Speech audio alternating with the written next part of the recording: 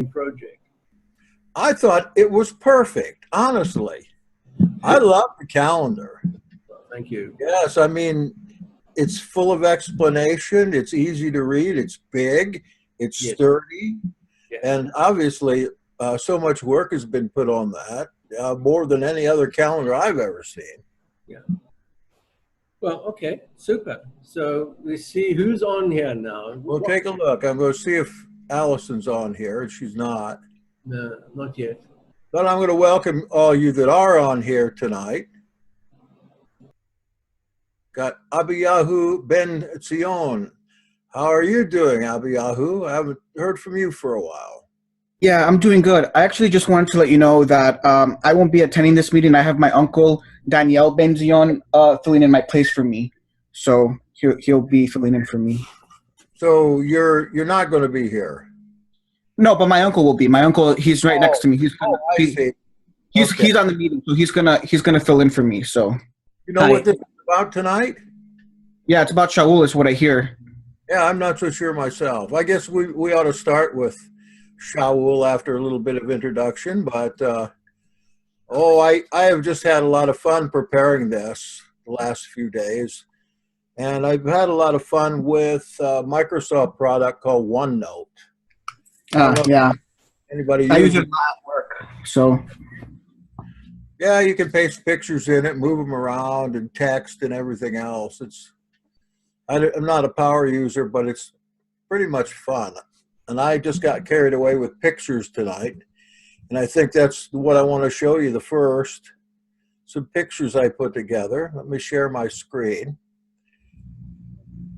As soon as once again I find, here it is.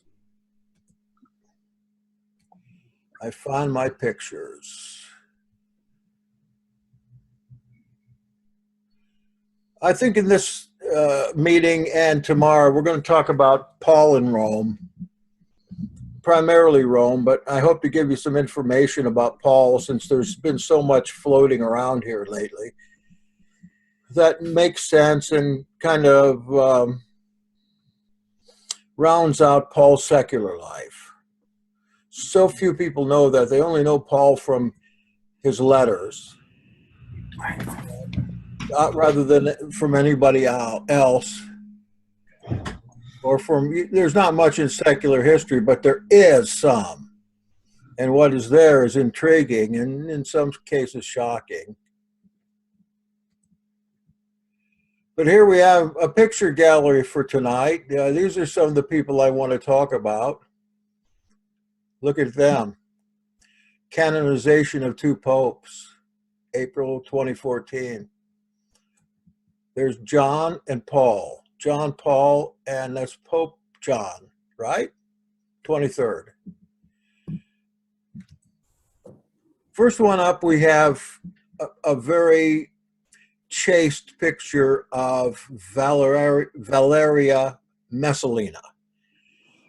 In Roman history, she was the second wife of the Emperor Claudius, whom is mentioned in Acts at least one time, maybe twice. And Valeria Messalina was a notorious person in Rome and throughout the world at the first century. If you got a mic on, would you mute it, please? Okay. And I just want you to see a picture so we can, when we talk about her life a little bit, you'll get an idea what she looks like. That is a very almost iconic picture of Messalina. Here's what she probably looked like, the second picture. Most probably that was the way she usually was when you hear a little story about her. Messalina is, by a number of scholars, thought to be the object of John's description of the whore of Babylon. And if I can move this around a little bit.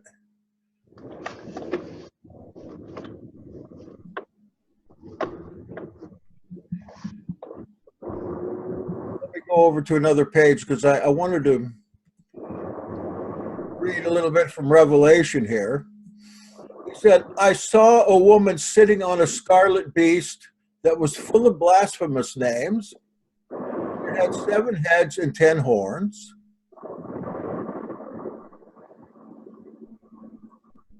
I think I got it there. The woman was clothed in purple and scarlet, and adorned with gold and jewels and pearls, holding in her hand a golden cup full of abominations and the impurities of her fornication. And on her forehead was written a name, a mystery, Babylon the Great, mother of whores and of earth's abominations. Note, the beast, of course, is a composite of 2 cities. In fact, it tells us who the beast is. Of course, it's Rome, but it's also a composite of Jerusalem. Messalina's picture was well known in the 1st century. She came into the life of the empire in the middle of the century, and her portrait was on coins, the same kind of coins you needed to pay the tax. So everybody knew who she was. Why was she on coins? Well, first of all, she's sitting on the beast, wearing purple and scarlet. Those are the colors of the empire, purple especially, the Roman Empire. We still have purple shirts today to represent bishops in the church. She's full of jewels and pearls. She's very rich, as Messalina was. She used her influence, every possibility to gain money. Cup full of abominations and impurities, well, of her fornication. Well, we'll talk about that in just a little bit, because she may well be the most well-known fornicator that ever lived. I mean, maybe not well-known today, but prolifically. And with that, I'll just add that she was the Emperor Claudius's wife, his first wife, and his first cousin. And she's the mother of whores and of the earth's abomination. And certainly that was true of her. Back to the pictures. Yes, these are 2 representatives of Messalina here. And if you look her up on the internet and click images, you'll see a lot worse than this, believe me. And some that go back to the 1st century of her in different positions of fornication. This is the Emperor Claudius in this picture. He's the deified Claudius. When Claudius became a god represented by Jupiter. This is the same fellow that is mentioned in the scripture, especially concerning dates.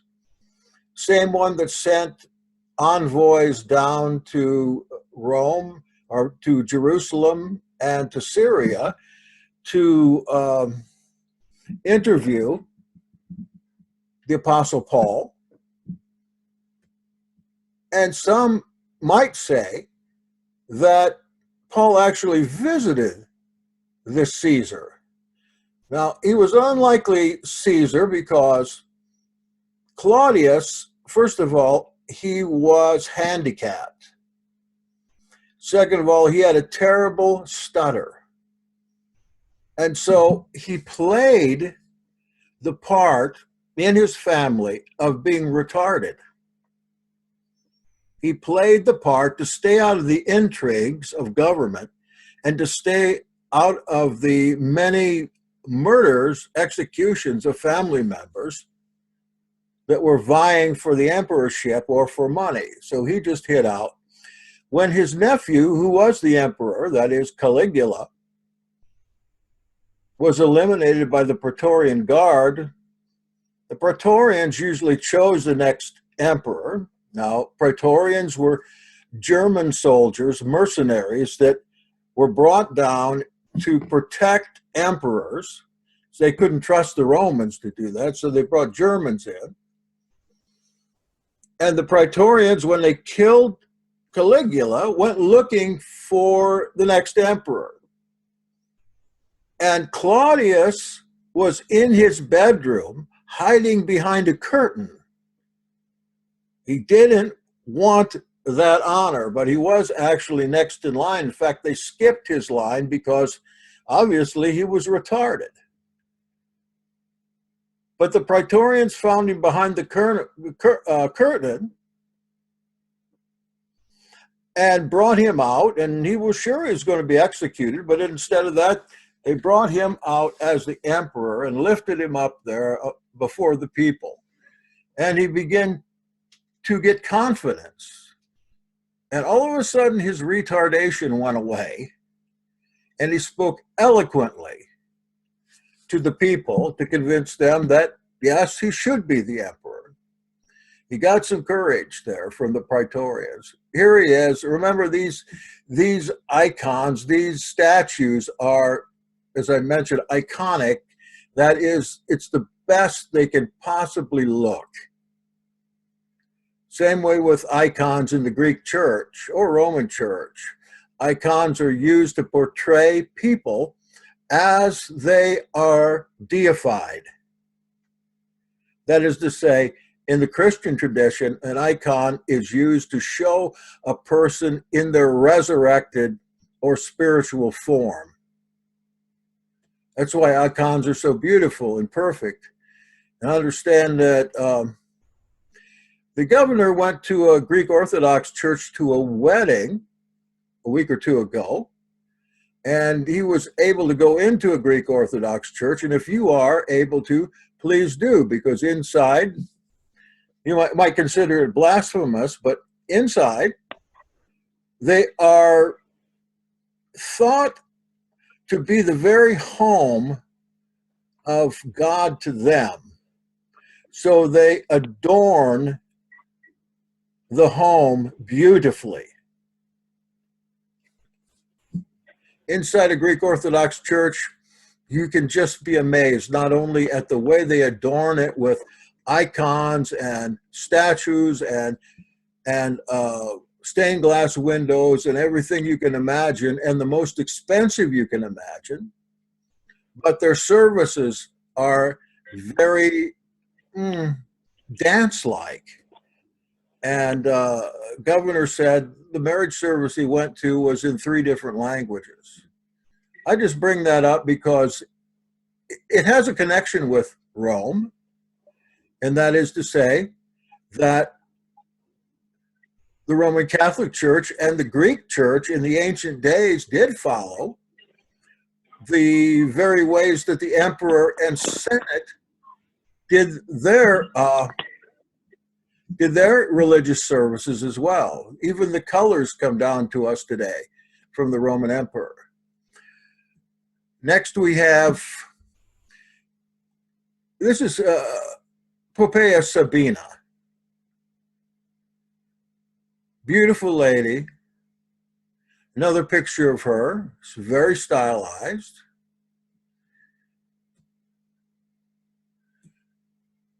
And this is Nero, of course. Nero was Claudius' step-uncle.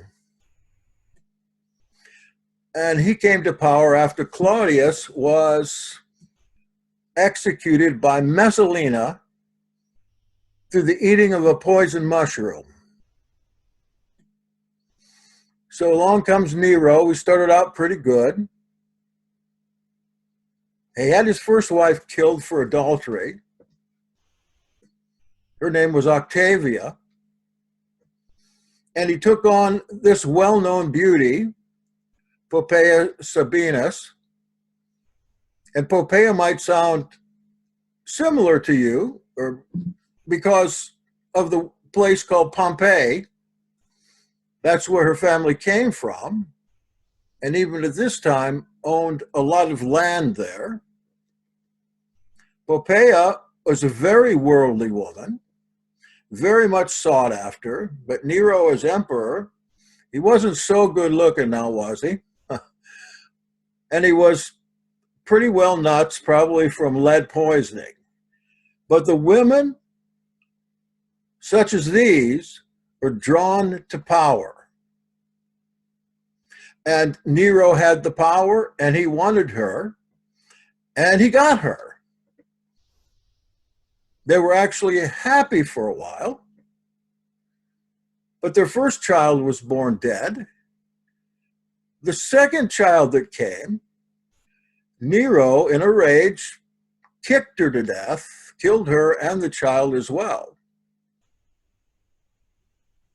We are told in some traditions that Poppaea was on the verge of converting to Nazarene Judaism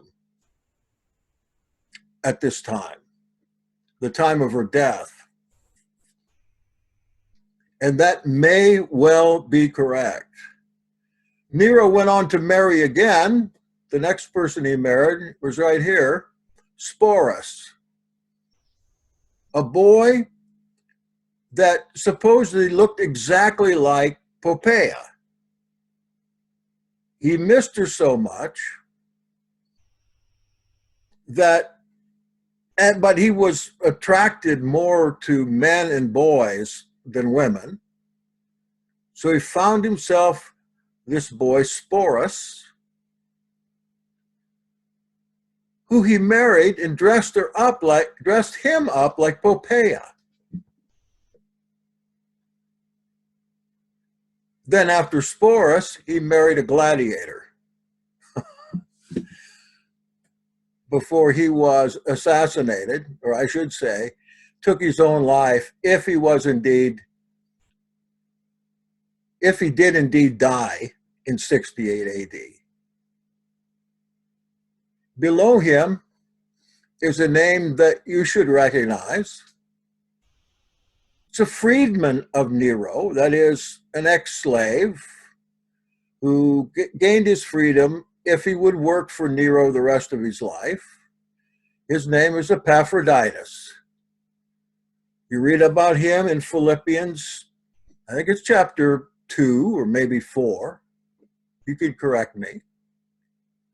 Epaphroditus is the one to whom Josephus dedicated his books to, or I should say his vita, his life story, his biography. Here he is, biblical figure, Epaphroditus. He's also called Epaphras in the scripture. He was a secretary. You can see him with books here. Prolific writer. And he went on to serve 3 more emperors, Vespasian, Titus, and Domitian. And Domitian finally had him executed for his supposed conversion to a foreign superstition. Here's the main guy I wanted to talk about tonight, if I have time. This handsome fellow here is Seneca. Seneca was a Stoic philosopher. He was banished to the Isle of Corsica by Claudius. But Nero's mother brought him back on one condition, that he would serve as the tutor and the strategist for her son, Domitian Ahenobarbus Nero. So Seneca is quite well known today, and he's actually having a pretty good revival of his work. Seneca, though, being a Stoic, think of a Stoic when you think of Mr. Spock on Star Trek, or a Vulcan. That's the Stoic philosophy. Live minimalized, do good works, think good thoughts, be a good Samaritan at all times. But in his personal life, he was far from that. He was the richest man in the Roman Empire, for one thing.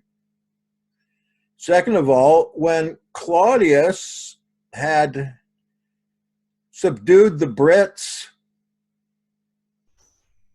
Seneca stole their property in Britain, the property of many individuals, including Boudica, if you've ever heard of her.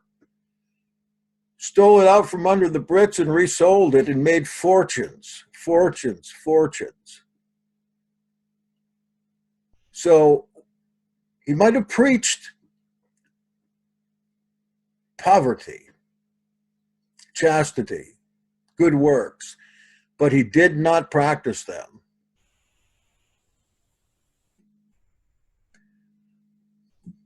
Down here we've got Agrippina. This is Nero's mother.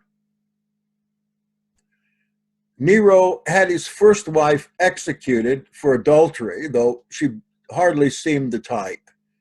He really had her executed because she was not able to bear.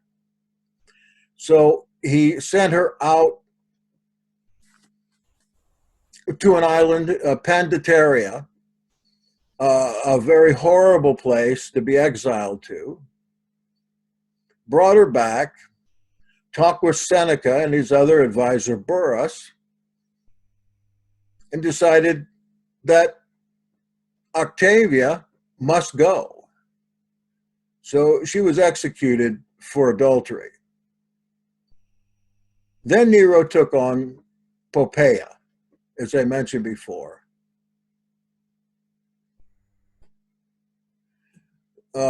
This is the mother. I'm sorry, I said it was Octavia. This is Agrippina, his mother, not his first wife.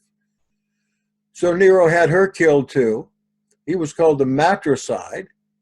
He bought her a birthday present of a boat, and he had the boat rigged so that under the curtain on the boat, where you can get some shade in the heat, it was rigged so that after a while, if there was weight laying upon it, the lead cover would fall down on anybody who was resting there in the shade. Yes, the lead cover. Well, the lead cover killed Agrippina's slave, but knocked her off the boat. So she came swimming to shore while Nero had the Navy watch her, and then had the Navy cut her down when she reached the shore. And that was her birthday. So he had his wife and his mother executed. He murdered his second wife, and his third and fourth wives were men. There's so many tales we could tell about him. But he is the emperor to whom some historians tell us that Paul had to argue his case before. And this, of course, this is the earliest portrait of St. Paul that I think we have. You can tell what era it comes from because it's in mosaic. The Hellenist Christians didn't believe in doing icons at this time, though they certainly do now. What they could do instead is take little pieces of stone, individual pieces, and make an icon. And that wouldn't be breaking the commandment, according to them. So here's the earliest version of Paul. He looks like an Idumean quite a bit, an Arab. And we'll talk about his genealogy here in a minute. So is there anybody else on here?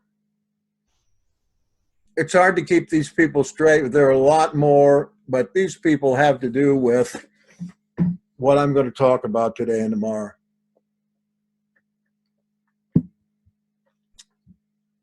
Because the mystery is history. But first, I want to take a look at the chat. There's gobs of chat here. How can that be?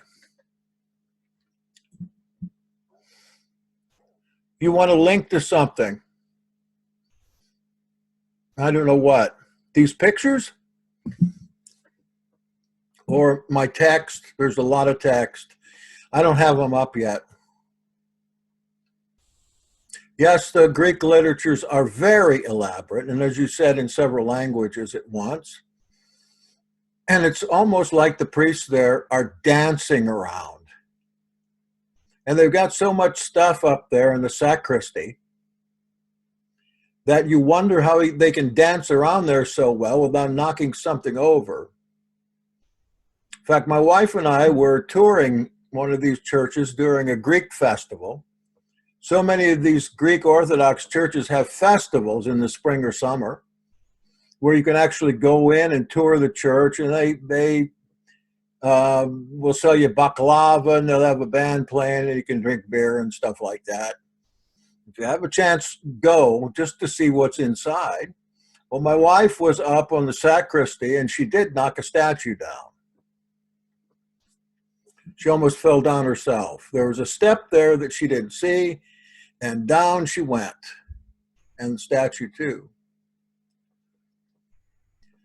Nero, well, one word really describes Nero, and that was that he was omnivorous. Everything, anything, anywhere, and couldn't get enough of it. Actually, Nero, for a pastime, what he would do, he'd dress up like a hood and get himself together a gang of hoods. Then he would go out for fun, like a trick-or-treater, and murder people, or rob people and beat them up, or do rape. This is what he did for a pastime. Some of the other things that he did, you know, we're thinking that they're historical because legitimate historians write about them. The easiest and most fun read about the emperors is Suetonius, the 12 Caesars. It's a tiny little book. You can probably get it for a penny. But if you're interested in history at all, in this kind of history, you'll find it very entertaining.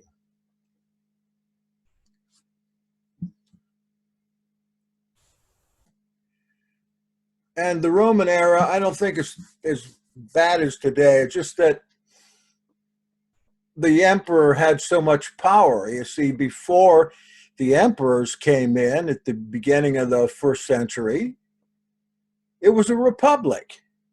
It had the same kind of government as we do, a democratic republic. And everybody had a representative just like we do. But the government got so bad, and the government people became so greedy for themselves and working government for themselves that finally Rome was ready to collapse, and they needed one strong ruler. After Julius Caesar, you know, Caesar was stabbed 1,000,000 times in the Senate and occasioned that famous line, "Et tu, Bruti?" Famous that occasion, "You too, Brutus?" Anyway, it left such a power vacuum because Caesar had so much power that once he got done with, his heir, that is Augustus or Octavian Caesar, had to fight it out with Mark Antony and several other generals, but he won the power. And by the time he got finished after a reign of 40, 50 years, he'd done so much good that they decided to make a dynasty out of it.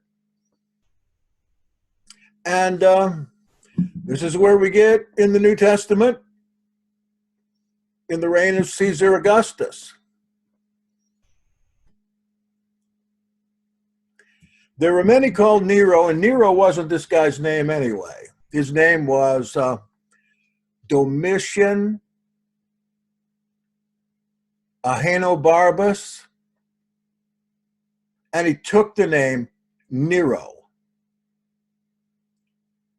He was Caligula's nephew. And Ahenobarbus, I think that means Redbeard. You might want to look that up if you really want silly little facts.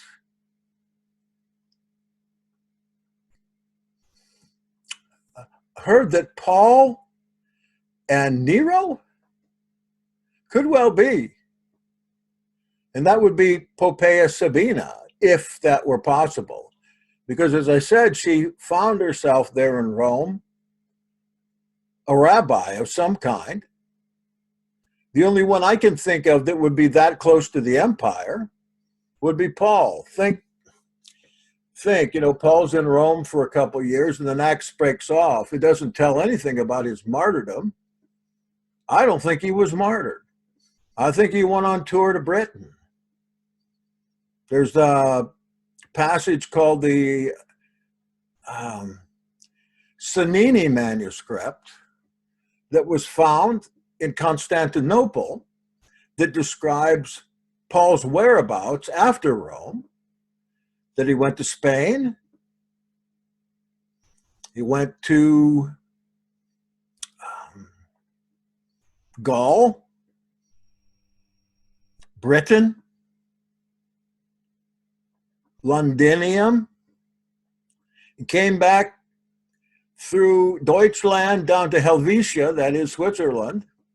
Something happened to him in Switzerland. And that he was taken by the same cadre of soldiers that were put in charge of him in Jerusalem. And he was taken around to preach from military outpost to military outpost. How else could he do it? Paul has in the Cennini manuscript several little speeches, one concerning Pontius Pilate. It's quite interesting. He gives a sermon from Mount Lude, which I think is in Switzerland. Anyway, if you want to read the Cennini manuscript, I have it in my H.T. Anderson Sinaitic translation of the New Testament. Or just ask me for it. I'm sure that I have out at JS Presents. I'm sure that I've read it off. St. Augustine Basilica. I don't know where it's from. I've seen it many times.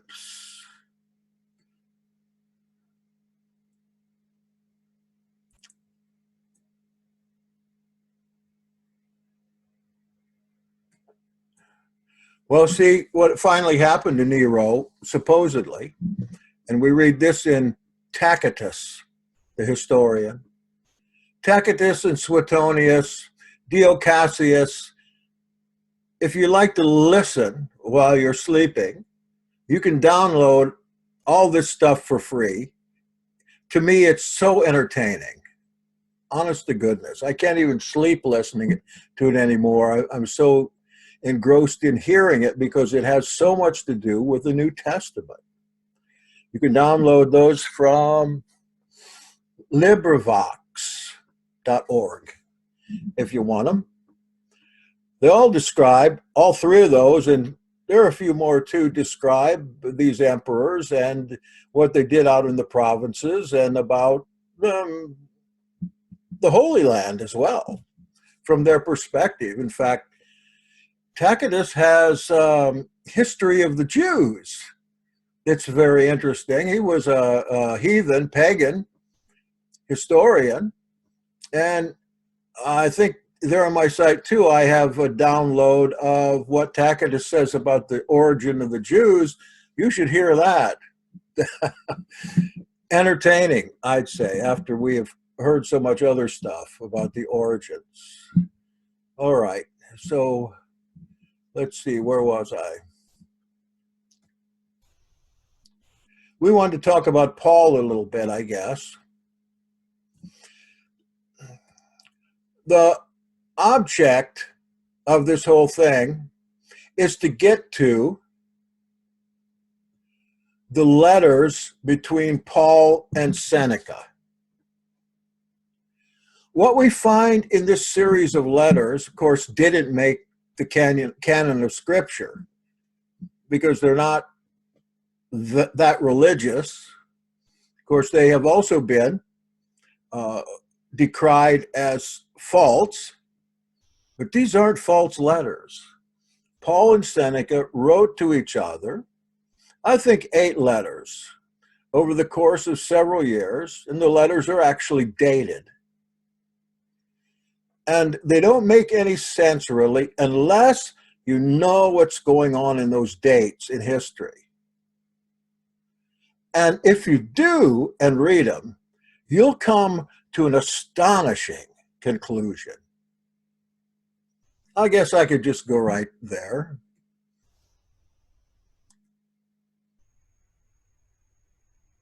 See, I should have it on here. I found an article too about Paul before Nero. It's very good. Let's see. Paul's first trial before Nero. Somebody takes the New Testament, especially the late books, and they're able to dig out of them through historical critical method some of the quotes from Paul's trial. Pretty convincing. I've got Seneca quotes here too. Let's talk about Saulus Thaddeus Alexander Herod. I mentioned him in my post on Facebook.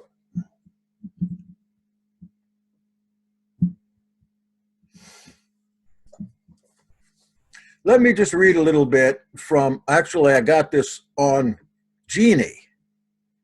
It's a site for genealogy. And I ran across this by accident.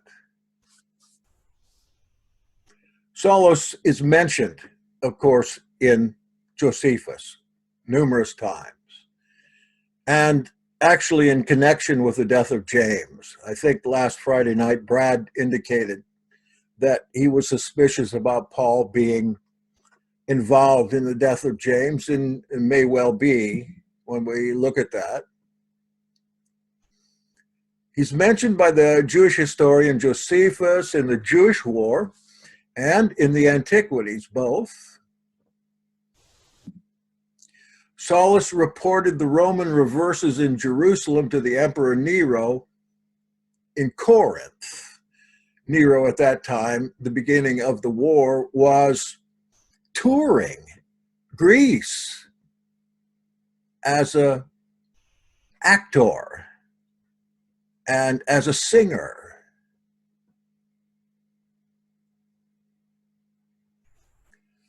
Which resulted in the dispatch of Vespasian from Britain.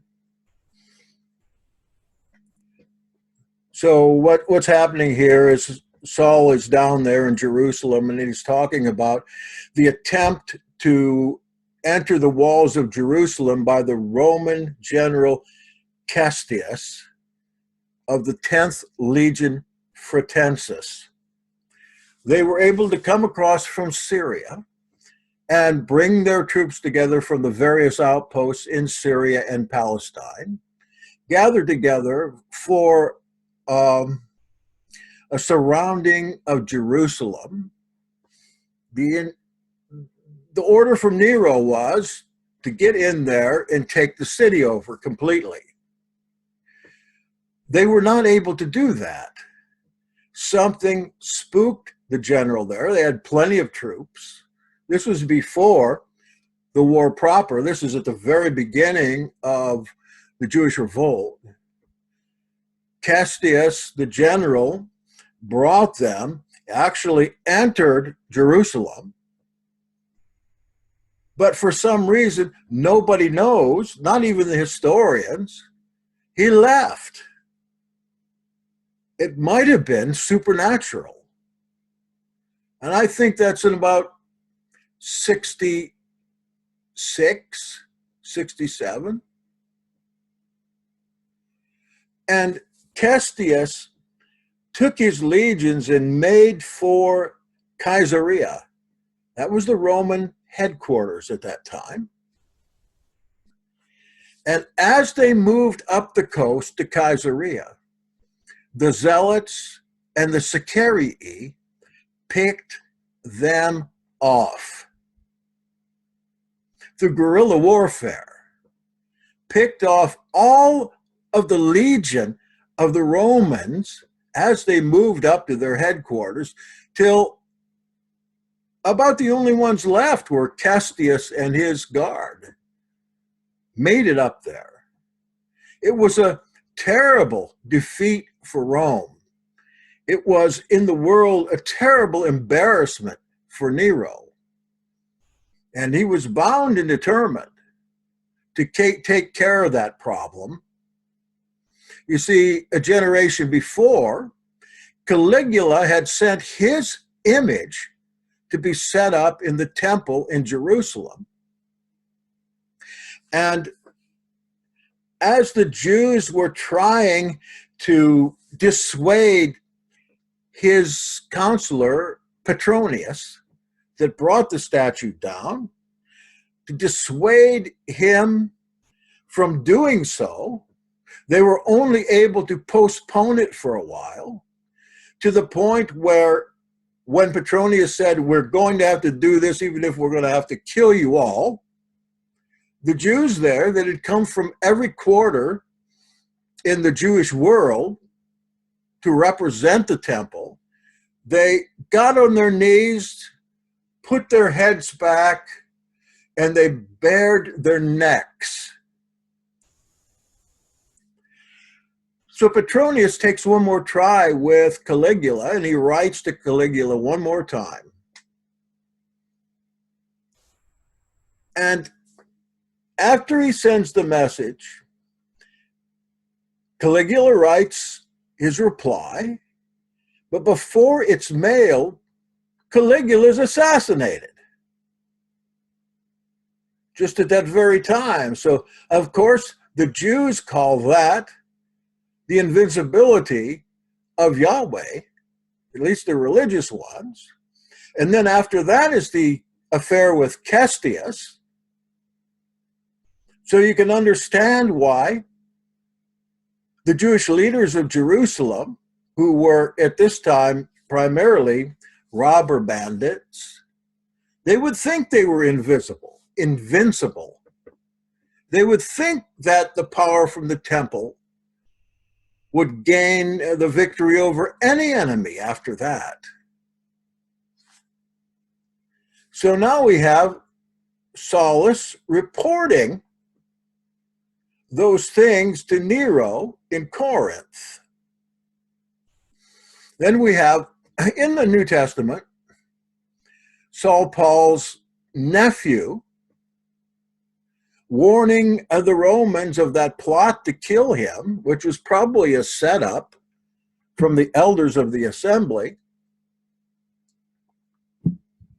A close reading of Acts 21 gives you an idea that it's a setup.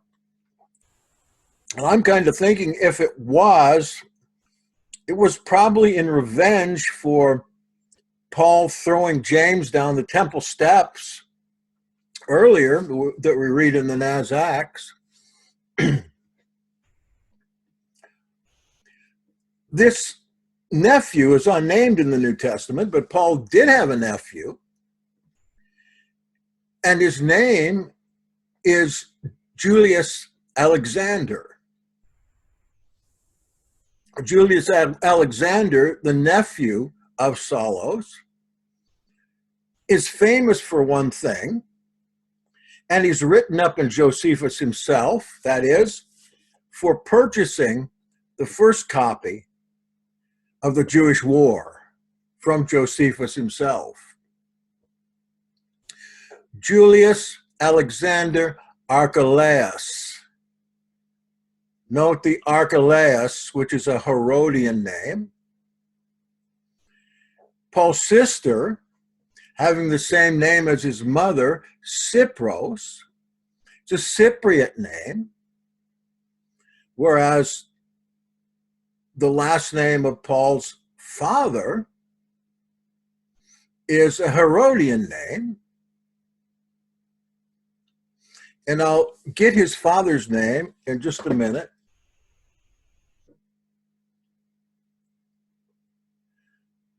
Yes, got it. It's Antipater Alexander Herod. And he's the grandson of Herod the Great's sister Salome. And there's so much we could talk about here that we could go on forever, I think.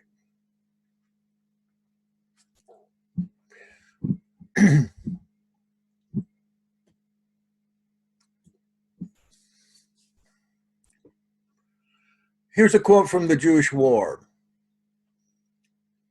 And as they said these things, they produced those priests that were skillful in the customs of their country, who made the report that all their forefathers had received the sacrifices from foreign nations, but still not one of the innovators, understand that's Josephus' term for zealots and Sicarii, murderers. Not one of the innovators would hearken to what was said. Nay, those that ministered about the temple would not attend their divine service, but were preparing matters for the beginning of war. So the men of power, perceiving that the sedition was too hard for them to subdue, and that the danger that would arise from the Romans would come upon them first of all, they endeavored to save themselves and sent ambassadors, some to Florus. Florus was the successor to Pontius Pilate after Felix and Festus. Felix, Festus, and Florus, governors of Syria. Palestine was part of Syria at that time. And as I like to mention, these three bloodthirsty governors, two of which are mentioned in the New Testament in Acts. Felix means happy, Festus means festive, and Florus means flowery. What names for government, bureaucratic thieves and killers. So the chief of which was son of Ananias named Simon. Simon, the son of Ananias. He was the head of the temple. And others were sent to Agrippa, among whom the most eminent were Saul and Antipas and Costobarus, who were of the king's kindred. So Saul is named there. Antipas was probably his father, and Costobarus was his brother. I looked up these names some time ago. It's quite illuminating as to where those names came from, especially Costobarus. Sounds like a Greek name. Isn't it funny, too, that Paul has a traveling companion named Barnabas, and we've got his brother named Bar Costa. And a little more from the war. After this calamity had befallen Castius, I told you what it was, many of the most eminent of the Jews swam away from the city as from a ship when it's going to sink, rats off a ship. Costobarus, therefore, and Saul, who were brothers, together with Philip, the son of Joachimus, or James, who was the commander of King Agrippa's forces, ran away from the city and went to Castius. That's again the Roman general that escaped up to Caesarea. But then how Antipas, who had been besieged with them in the king's palace, would not fly away with them, was afterward slain by the seditious, as we shall relate hereafter. However, Castius sent Saul and his friends at their own desire to Achaia, that's Greece, to Nero, who was in Greece, to inform him of the great distress they were in and to lay the blame of their kindling the war upon Florus, the governor, Mr. Flowery, as hoping to alleviate his own anger by provoking his indignation against Florus rather than them. Hold just a moment. I got an open mic here. Am I boring you? That's closed. No. Okay. Here's another quote from the Antiquities. And this is an important quote, more important than the others.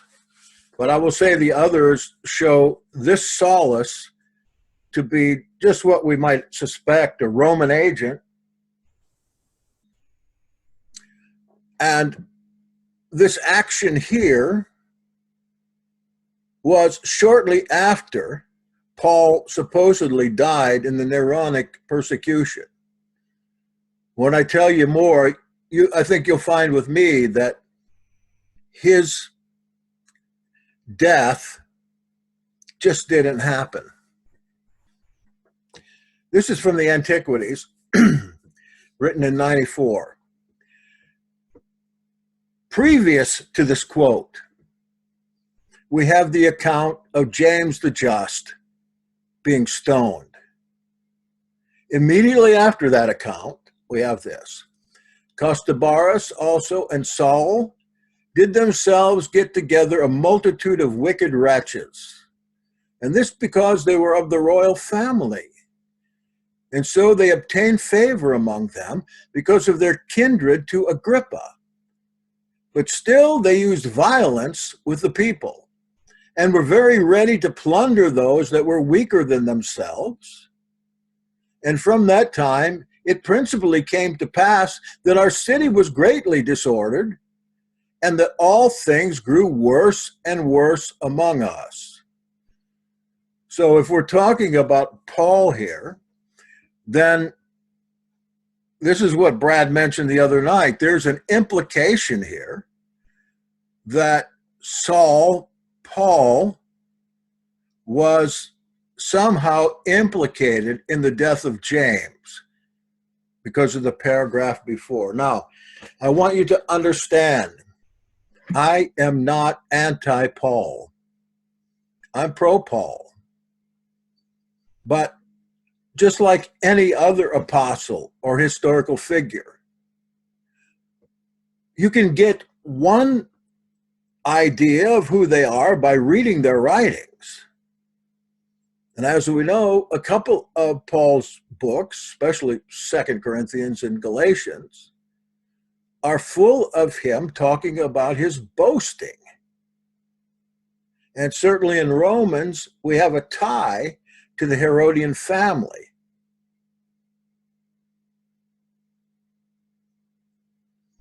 And we have a tie to Nero's freedman, Epaphras. And we have actually a tie here to Josephus too. This happened in Josephus' lifetime. Josephus at this time was a general for the Jewish cause in Galilee. But you know the story. He was a turncoat to save his own life. He killed 40 people, or should I say, he maneuvered 40 people into killing each other, and then became a confessor to Vespasian the general. I think that there is definitely collusion here.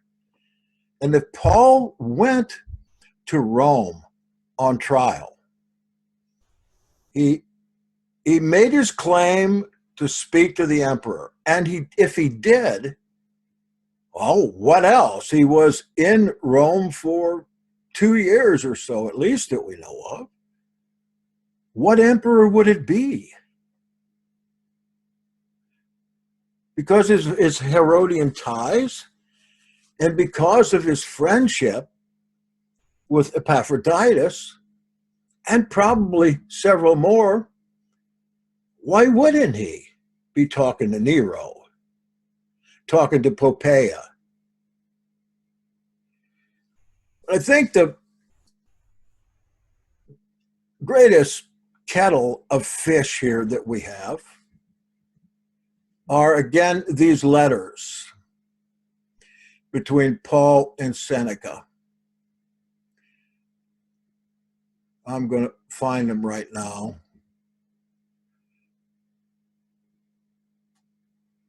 Hold on. And I'll end up with them. Then we'll do this again maybe tomorrow.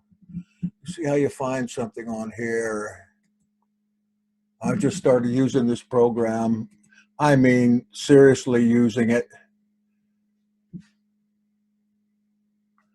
Oh, I can't find it. Let me go out here.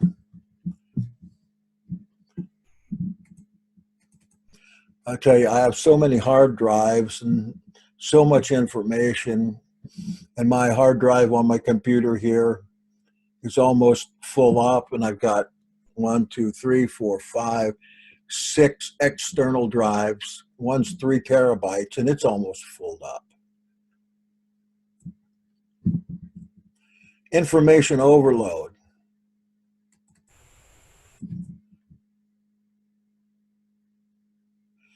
Saulos Thaddeus Alexander Herod, the full name. Now remember about Seneca. I should really read you some of his quotes first, but we'll skip that for now.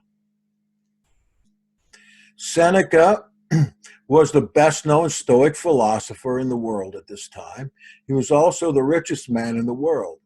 And he gained a lot of those riches through his association with Nero. And he started with Nero when Nero was a young lad, probably teenager, early teenager. And he was the tutor and advisor up to the end of Nero's reign in 68 AD. Except right before Nero's reign was over, Seneca wanted to retire to his gardens. He was a well-known gardener. He had property everywhere. Finally, at his age, you saw what he looked like there in the statue. They didn't do him a very good job, I think, but he was elderly. He wanted to retire.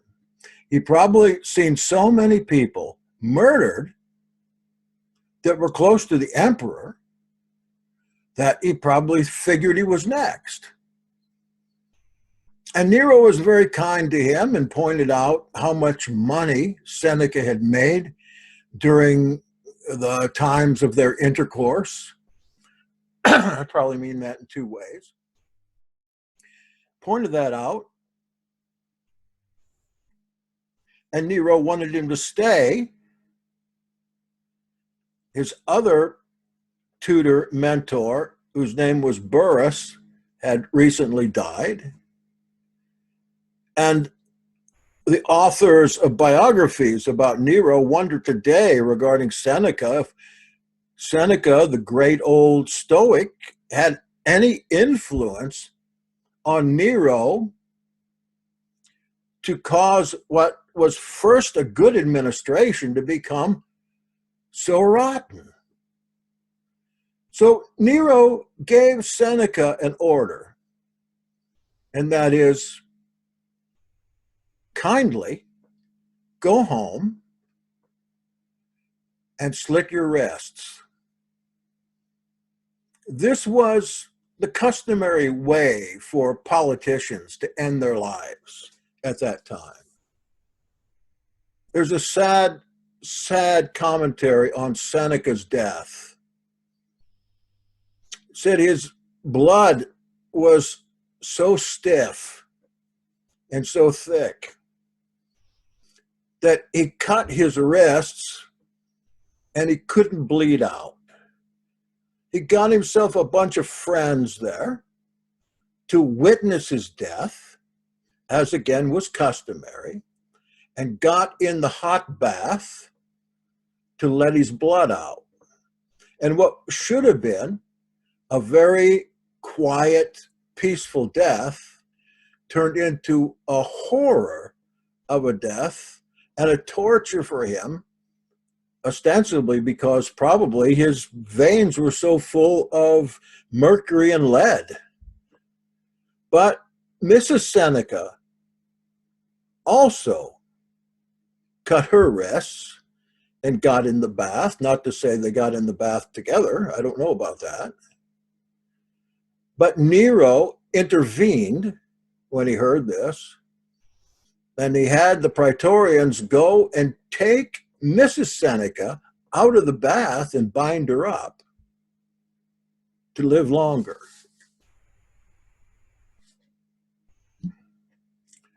This correspondence is mentioned by Jerome, and it actually led Jerome to put this in his catalog of Christian authors and literary works. Also, Augustine and a few other Christian writers considered it canon and authentic. A cursory reading, it doesn't seem authentic, again, unless you know what is going on in these dates. Let me read it, and then I'll come to a conclusion for tonight. Seneca to Paul, greetings. I believe, Paul, that you have been informed of the talk that I had yesterday with my Lucilius about the Apocrypha, or possibly the secret mysteries and other things. For certain sharers in your teaching were with me. There's no reason to doubt that. For we had retired to the gardens of Sallust, where, because of us, those whom I speak of, going in another direction, saw and joined us. I guess we would call that today a Bible study, although, of course, at that time, there was no Bible like that. Certainly, we wished for your presence, and I would have you know it. We were much refreshed by the reading of your book, by which I mean some of the many letters that you have addressed to some city or capital of a province in which inculcate the moral life with admirable precepts. These thoughts, I take it, are not uttered by you, but through you.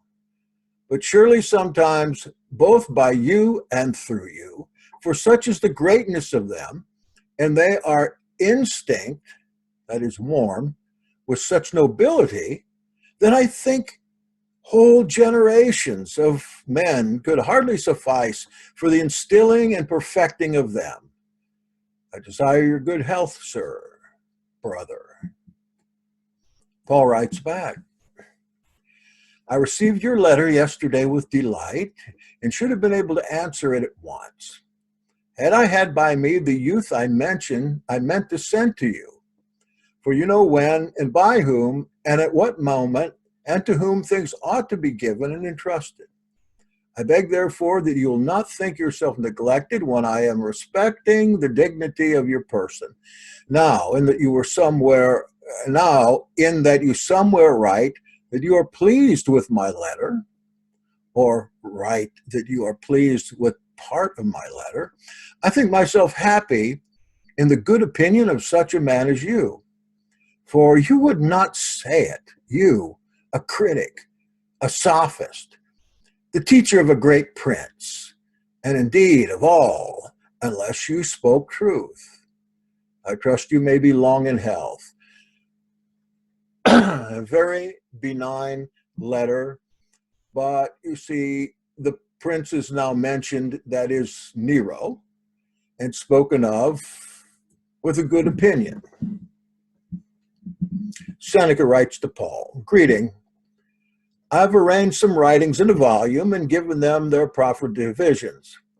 I am also resolved to read them to Caesar," Nero, "if only fortune be kind, that he may bring a new and interested ear to the hearing. Perhaps you too will be there. If not, I will at another time fix you a day, that we may look over the work together. Indeed, I couldn't produce this writing to him without first conferring with you. If only that could be done without risk, that you may know that you are not being neglected. Farewell, dearest Paul." You get the drift there? Seneca is asking, perhaps, to engage the mind of Nero in good and decent things, if he might share with Nero those letters of Paul, and he'll mention which ones pretty soon. Paul to Seneca, "Greeting. Whenever I hear your letters read, I think of you as present and imagine nothing else but you're always with us. As soon then as you begin to come, we shall see each other at close quarters. I desire your good health." Paul's always pretty short in these letters. Seneca to Paul. Remember, these were written over a course of years, not just one after the other. "We are much pained by your retirement.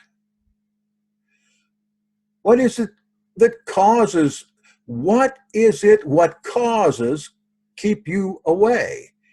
If it be the anger of the lady, because you have left the old rite and sect and have converted others, or there will be a possibility of pleading with her that she may consider it as done on due reflection and not lightly." Who's the lady here? That lady is Poppaea, Nero's wife at that time, who, didn't I say, is known by historians through something that she was a convert to Judaism. And here Seneca is mentioning that she's angry with him because he left Judaism, or the old rite and sect, and have converted others. He's saying that there's a possibility of pleading with her that she might reconsider, and reconsider not lightly. And here's Paul to Seneca and Lucilius. Lucilius. Who does that sound like? "Of the subject on which you have written, I must not speak with pen and ink, of which the former marks out and draws somewhat, and the latter shows it clearly, especially as I know that among you, that is, in your homes and in you, there are those who understand me. Honor is to be paid to all, and so much the more because men catch at opportunities of being offended." True. "If we are patient with them, we shall certainly overcome them at every point, provided they be men who can be sorry for their actions." This is a kind of a backhanded word to Nero, it sounds like to me. And of course, the word men in here, this being written in Latin, that would just mean people. From Seneca to Paul and Theophilus. So we had Lucilius before. Lucilius is with Seneca, and Theophilus is with Paul. Who's Theophilus? Well, we have some clues as to who he is. The one that makes the most sense, it's an anagram of the name Theophilus, Titus, Flavius, Sabina. Look him up, you'll be surprised who he is. Theo, Titus, Phil, Flavius, and Sabinus. I profess myself well content with the reading of your letters, which you have sent to the Galatians, Corinthians, and Achaeans. And may we so live together as you show yourself to be inspired with a divine frenzy. For it is the Holy Spirit, which is in you and high above you, which expresses these exalted and adorable thoughts. I would therefore have you careful of other points, that the polish of the style may not be wanting to the majesty of thought. And brother, not to conceal anything from you, and have it on my conscience, I confess to you that the Augustus was moved by your views. When I read to him the beginning of the virtue that is in you, perhaps he meant your exordium about virtue, his words were these, that he could wonder that a man not regularly educated could think thus. The Augustus here, of course, is Nero. I replied that the gods often speak by the mouths of the simple, not of those who try deceitfully to show what they can do by their learning. And when I cited him the example of Vatienus, the rustic, to whom two men appeared in the territory of Riot, I don't know what that is, who afterward were recognized as Castor and Pollux, he appeared fully convinced. Farewell. So now he's read these letters to Nero, whom he says is moved by the views of the letters. I have no reason to doubt it. Here's the reply from Paul to Seneca. Greeting. Though I am aware that Caesar, even if he sometimes lapses, is a lover of our wonders, you will suffer yourself to be not wounded, but admonished. For I think that you took a very serious step in bringing to his notice a matter alien to his religion and training. For since he is a worshiper of the gods of the nations, I don't see why you thought you would wish him to know this matter, unless I'm to think that you did it out of excessive attachment to me. I beg you not to do so in the future. For you must be careful not to offend the empress in your love for me.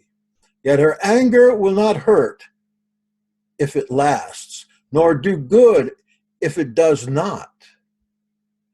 As a queen, she will not be angry. As a woman, she will be offended. Farewell. The conversations are turning a little bit here. Excuse me. Seneca to Paul. I know that you're not much disturbed on your own account by my letter to you on the showing of your letters to Caesar, as by the nature of things, which so calls away the minds of men from all right learning and conduct, so that I'm not surprised, for I have learned this for certainty by many examples. Let us then act differently. And if in the past anything has been done carelessly, you will pardon it. I sent you a book on elegance of expression. Farewell, dearest Paul. You getting bored with this yet? I'm not going to quit. You got to hear the rest. To Seneca, from Paul, greetings. Whenever I write to you and do not place my name after yours, I do a serious thing and one unbefitting my persuasion, that is his sect. For I ought, as I have often declared, to be all things to all men, and to observe in your person that which the Roman law has granted to the honor of the Senate, and choose the last place in writing, a letter, not striving to do as I please in a confused and disgraceful way. Farewell, most devoted of masters, given on the 5th of the calends of July. Nero, the 4th time, and Messalina, consuls, AD 58.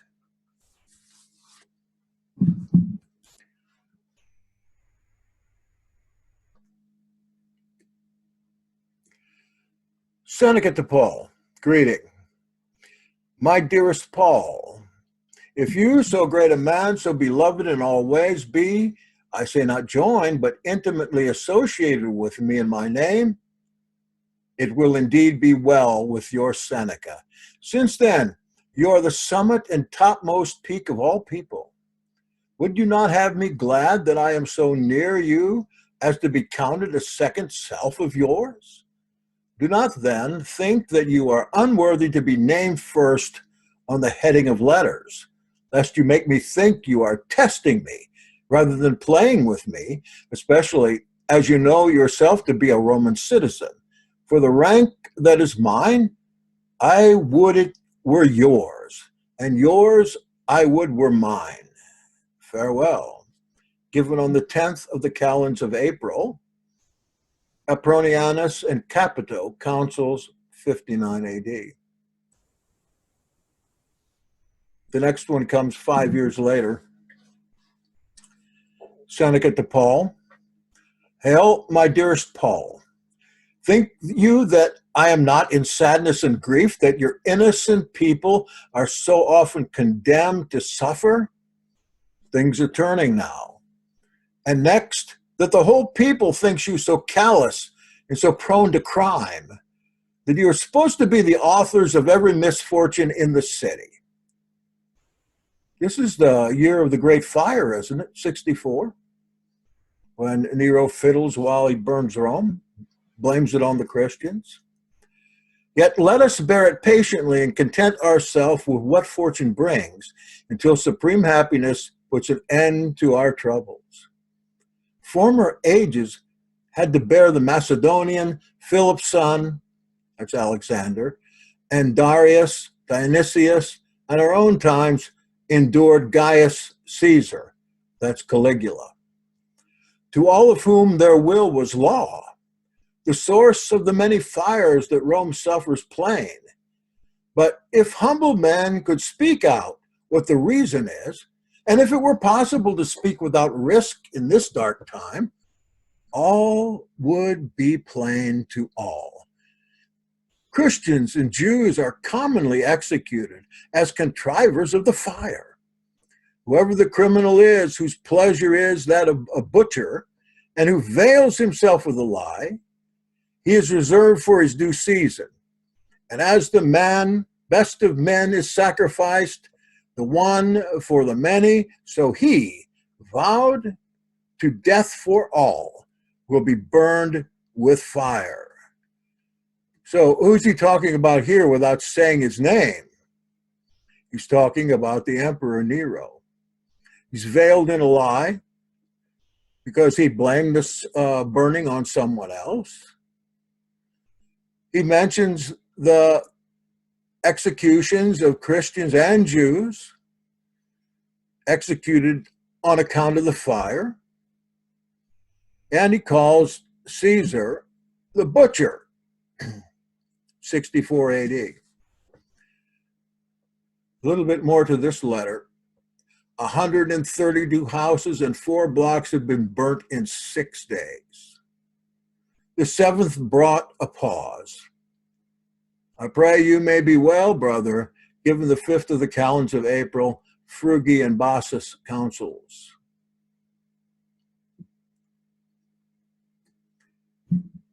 Here's the last entries. Seneca to Paul, greeting. Much in every part of your works is enclosed in allegory and enigma, and therefore the great force that is given you of matter and talent should be beautified. I do not say with elegance of words, but with certain care. Nor should you fear what I remember you have often said, that many who affect such things vitiate the thought and emasculate the strength of the matter. But I wish you would yield to me the humor, and humor the genius of Latin, and give beauty to your noble words, that the great gift that has been granted to you may be worthily treated by you. Farewell. Paul to Seneca. I think this is the last one I have. I think there's a couple more. To your meditations have been revealed those things which the Godhead has granted a few. With confidence, therefore, I sow in a field already fertile and most prolific seed, not such matter as is liable to corruption, but the abiding word, an emanation from God who grows and abides forever. This your wisdom has attained, and you will see that it's unfailing, so as to judge that the laws of heathens and Israelites are to be shunned. You may become a new author by showing forth with graces of rhetoric the unblameable wisdom of Yeshua Christos, which you, having well nigh attained it, will instill into the temporal monarch, his servants, and his intimate friends. Yet the persuading of them will be rough and difficult task, for many of them will hardly incline to your admonitions. Yet the word of God, if it be instilled into them, will be a vital gain, producing a new man, incorrupt, and an everlasting soul that shall hasten from hence to God. Farewell, Seneca, most dear to me. Well, it was a hearty farewell because it was at this time that Seneca had to do away with himself. We probably need to figure in the book of the Acts of the Apostles when exactly, in chronological order, did that book end? This looks to me like there is a very close association, of course, with Paul and Seneca. It doesn't actually say that they met or that Paul came before Caesar, but between some of these letters are years. And it almost seems like they seem so fond of themselves that wouldn't they get together? There's a letter missing out of this, I think.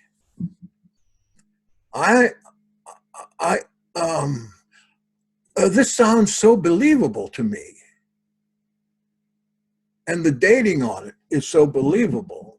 And why, if it was apocryphal or it was a forgery, why would it go on so long with such pleasantries?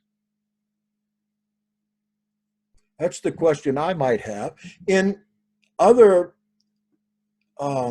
false writings, the writer gets right down to the imitation of whoever he's forging, gets right down to messages. But here, there's a lackadaisical kind of attitude that is in no hurry, and it almost seems like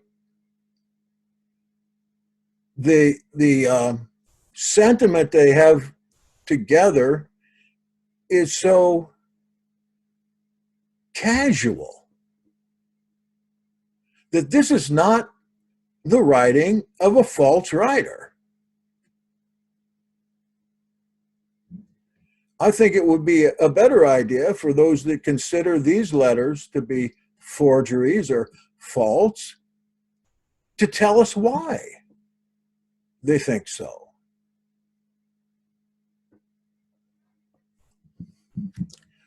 All right, to end up now, we go one more place in the scripture.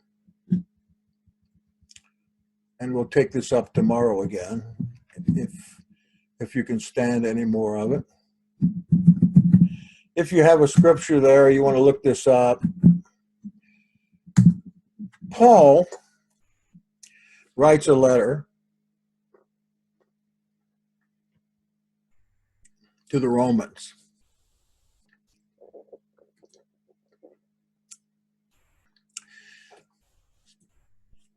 And this letter was undoubtedly in the hands of Seneca and Nero.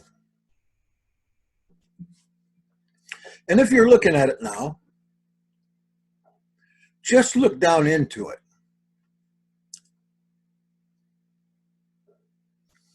Look at the names.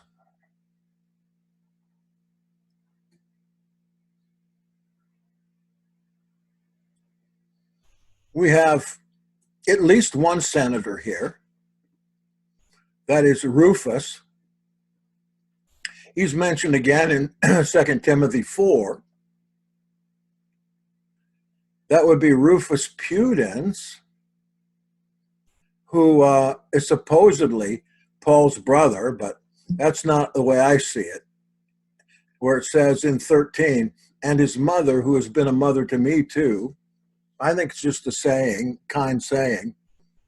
Rufus Pudens was a senator who worked in England with General Vespasian in the time of Claudius, when Claudius again took over Britain.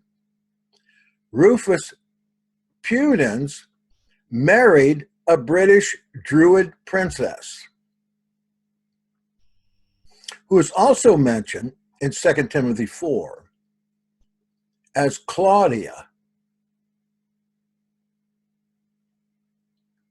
So in 2 Timothy, he greets Claudia and Rufus, husband and wife. Rufus took this daughter, whose title was originally Gladys,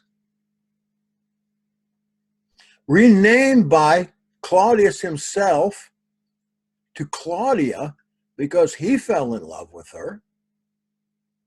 And she's the granddaughter of King Bran of Siluria and the daughter of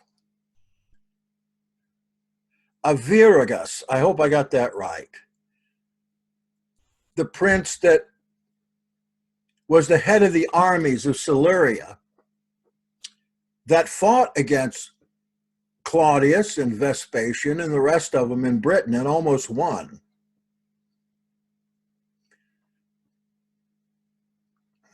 That's another story. I'm going to leave that for tomorrow. But as you look down here, you don't see one Jewish name, with the possible exception of Mary. Of course, in Greek, what this is written in, it's Maria, which is also a Greek name. I'm thinking if Seneca, who knew full well, according to the letter, that Nero burned Rome down, if he was pleading for his life, and even if he wasn't, he's got to have something to do with Nero's blaming Christians for the burning. It wasn't that well known of a sect at that time at all. Only a second generation. We're just getting started. The Jews in Rome lived in with the Christians. They were just considered, all of them considered Jews. But suppose Nero had a hold of this letter to the Romans, given by Seneca or read by Seneca. What does he have here? He's not only blaming the Christians for burning Rome, but he's got a handmade list of people here to go get. Follow me? He's got a list of people to start out with, to get and persecute. And you know in Rome what they did with these people. They picked them up, made them human torches, used them for entertainment by burning them alive, used them for street lights, put them before beasts, crucified them every way, tortured them, cut their limbs off, left them alive. Horrible things, because they were Rome burners. It wasn't until that whole idea was turned around that it stopped. But it went on all over the Roman world, and we have evidence to that because of who John the Revelator is writing about, who includes a caricature of Messalina, the whore of Babylon, along in his writings. He's writing about the Roman war. Where does Nero start? Now, it's my contention that Nero started with this list and began to work from this list out. He turned the list over to the praetorians, and said, find him, get him in here, let's have our scapegoat. And if that's the case, then Paul, that would make Paul the perhaps unwitting, perhaps one of the unwitting originators of the Neronic persecutions to which he escaped, of which he escaped. Is anybody left? Yeah, a few people left. I'd sure like to see if there's any comments, and I'll leave you then.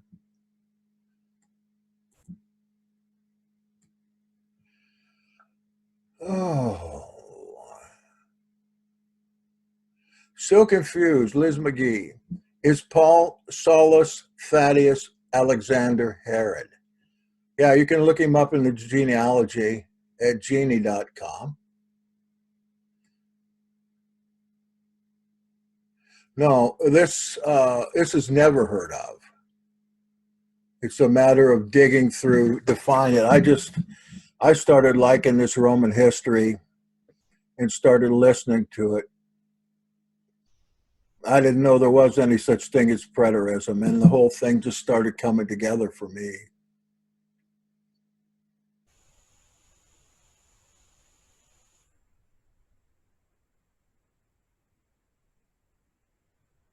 I didn't disconnect your audio.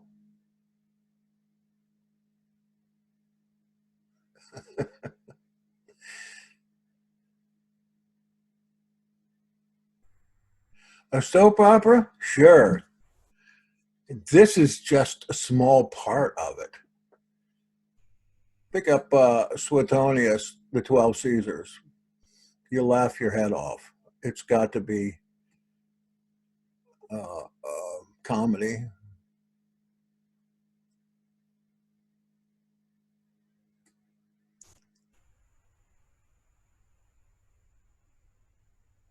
Yes. The usual suspects, and there they are. All right. Thank you so much for tarrying with me tonight. As Moses said, I am slow of speech and slow of tongue. I'll catch you tomorrow if you want to come back. Thank you so much for coming. Shabbat Shalom.